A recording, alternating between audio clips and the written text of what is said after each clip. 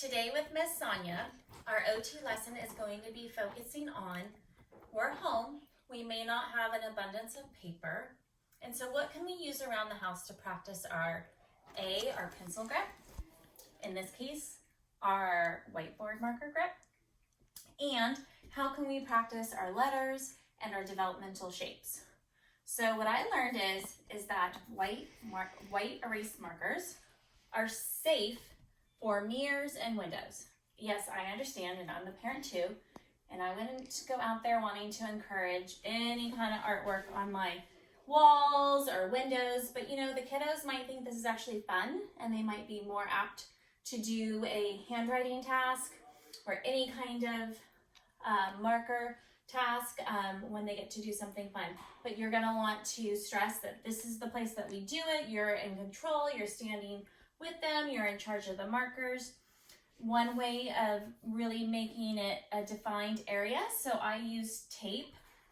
If you don't have tape in your home, you could just use your whiteboard marker if you have a different color, and you could provide, this is the writing space or the drawing space that we're going to be using today. So some things and some tips that I want you to think about of where you want to put this. And so one is when you're using the boundary, if you want to use a boundary for your kiddo, you really want to put it at appropriate height. So we're going to be standing. And so for my height, really what you're looking for is, and mine's a little bit too high, but it's about belly button to maybe the top of your head is a nice workable space. And then your width can be whatever you feel most comfortable with. Some kids will actually do better with a more confined space, and we'll talk about that. Other things that I want you to think about is if you're really practicing some fine motor control of writing your letters on a writing line, I've added a piece of string here with some tape, and so you can practice really making your letters sitting on the line. And what I really love about this is that the string gives a really nice tactile feedback and kind of boop, it's time to stop. Let me get my towel so I can prove to you. Look, it erases. That's what you really want to know, right? And just for you to know, I do believe that white erase markers, they are all not the same. So I would highly suggest, if you do want to use this activity and implement it at your home, that you try a little test space, maybe down at the bottom. Use your marker, let it sit there, and then erase to make sure that it does. Okay, so we've talked about how making a designated boundary will support your child, about where you want to place that based on their height for optimal writing area. And then let's talk about what we could practice. So if we're not even writing letters yet, one of the great first things that you want to start with is just making what we call developmental lines.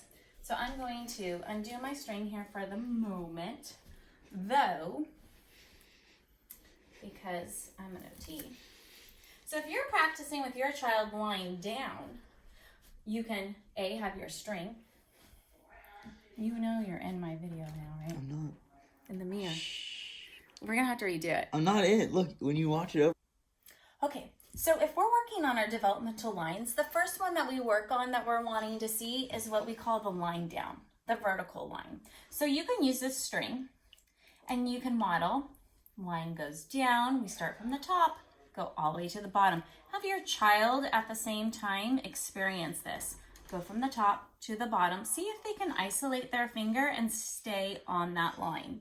Then you'll notice that I have some tape markers, but maybe you have some really cool stickers in your house, or you're a really good artist with a Post-it note. And let's say Paw Patrols is one of your favorite things in the house, or maybe Gecko Man, or who else is out there? Whoever it may be. But that could be at the top, and that could be at the bottom. And you can model line down, and then they'll do the same. Okay? After we get our line down, what we're going to be wanting to work on is the horizontal line. So then again, if you like, we can use our trusty string, and you can start with that first multi-sensory experience line across. Now notice the words that I'm using. This is also really important that you start using this because this will help kiddos learn how to write their letters. Like the letter T is a line down, line across. So they're starting to learn that vocabulary and that it means something. Okay, so like I said, the next line that we want to learn how to make is the horizontal line. So again, I have my 2 dots. After practicing with the string, you make your line across.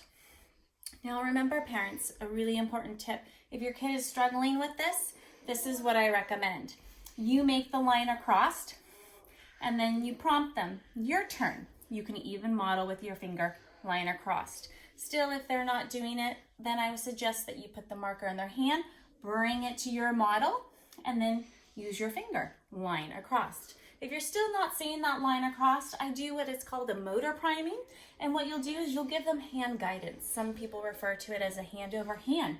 You and your child together will go line across, line across, line across. After the 3rd time, place your child's marker in their hand back, and then you'll prompt line across. See if you can generate, if your child will generate a line across in that manner. After we work on our horizontal lines, the next shape that we are going to move to is the circle. So at the same time, we want to model the circle. You can use the verbiage down and back to the top, letter O, circle.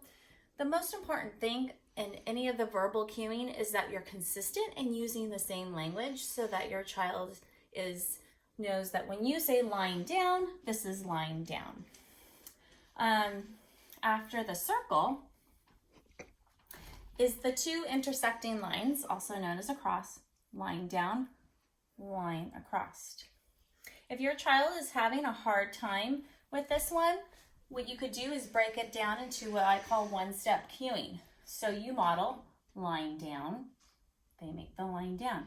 Then you say line across, you show the line across.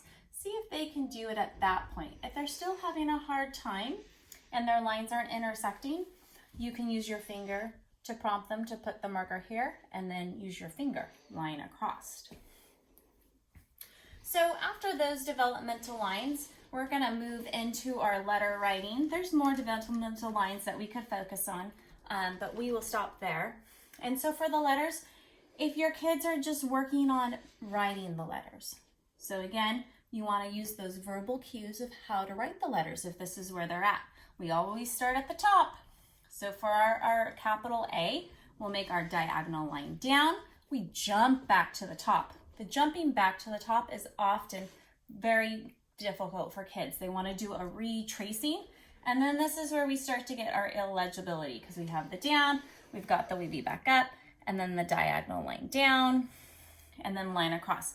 So that's what you don't want to encourage. What you would like to encourage is this. We start at the top, diagonal line down, jump to the top, diagonal line down, middle line across. Notice my A is not sitting on that line. Okay, so if we're at the point to where we're making our letters, then the next point is that we could start working on our writing line control. So I'm writing, how about our name on the line? This is also a good point, my own Y, to talk about is that if you child masters the bottom writing line, well then guess what? You'll want to add a second string and you can work on the top writing line. So you'll have one at the top, you'll have one at the bottom. Once you've mastered that, then you could prompt, and here I'll use an expo marker of how you want to do it. And this could also model if at home you don't have string, but if you do have tape, friends, you can just use a piece of tape, okay? So this is what that would look like. So my bottom writing line is going to be the string. For the top line, I'm going to model using an erased expo marker, as well as the dotted line.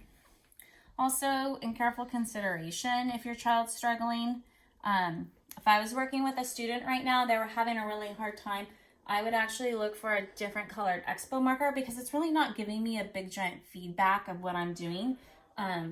But because I'm able to write my letters, it's not a big problem for me. But if I was working with a student and they weren't having success, that would be the first thing that I would do. Okay, so you're gonna want to first teach the lines.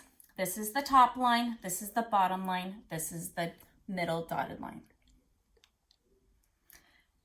And that's gonna be your cliffhanger for my next video that will be coming shortly. Thanks, friends.